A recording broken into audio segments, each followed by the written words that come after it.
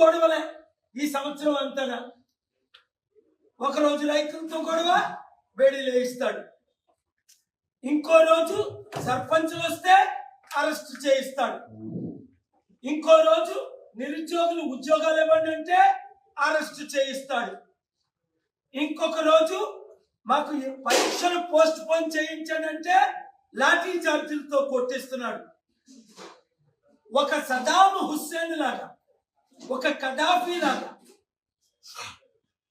ఒక డిక్టేటర్ అయిపోయాడు తమ్ముడు రేవంత్ రెడ్డి.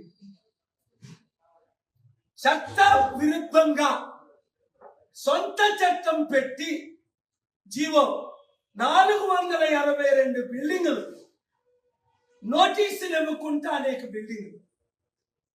తమ్ముడు బిల్డింగులు కోల్చలేదు. 482 బిల్డింగులు 50,000 కోట్లు విలువైనవి. నేను కోర్టుకెళ్ళి కూల్చినందుకు కోర్టుకెళ్ళి ఈయన చట్ట విరుద్ధం పనులు చేస్తున్నాడని 5 సార్లు ఆర్గ్యూ చేసి